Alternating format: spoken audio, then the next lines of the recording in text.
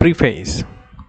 The idea for this book was born out of the belief that the increasing disseminations of Fidic forms of contract throughout the civil law world requires a different approach to the subject matter than that which is found under the common law.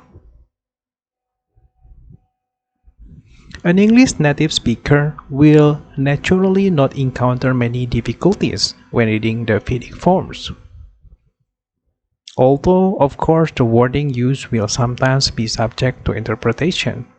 Again, an English native speaker will usually be familiar with the underlying legal principles, which mostly derive from common law.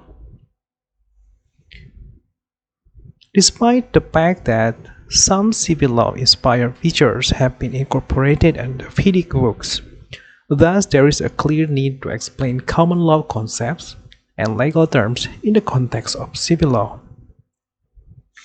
This may often prove to be difficult as the very nature of civil law language is in many respects different from common law language. Both systems have terms which are often difficult to translate literally because of the fact that the terms reflect legal concepts which are unknown in the other legal world. Although many difficulties in understanding the wording may be overcome if the terms and concepts are carefully explained, the English wording may sometimes be in direct contradictions to civil law concepts and practice. Whether the Fidic wording will then prevail depends on the strength of the pacta sunt servanda principle.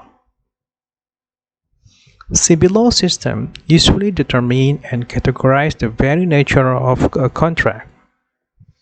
If the contract falls within the limits of a nominated contract, the relevant default rules, loci suppletives, dispositives reg, and additionally the relevant mandatory rules will apply.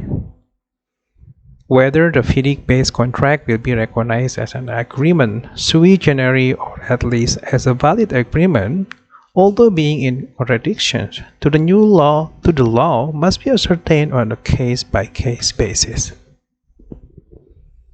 On the other hand, English native speakers will hopefully appreciate this book as a means of understanding better the members of the constructing team originating from civil law nations.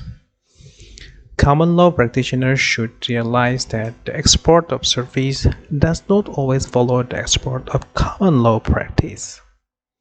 Common law practitioners will encounter unknown legal concepts such as pre-contractual duties, specific performance, duties to negotiate in good faith, and judicial powers to adapt contracts to changed circumstances.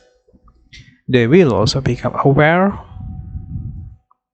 of different approach as to the designer scope of service, its content, and the resulting duties and obligations.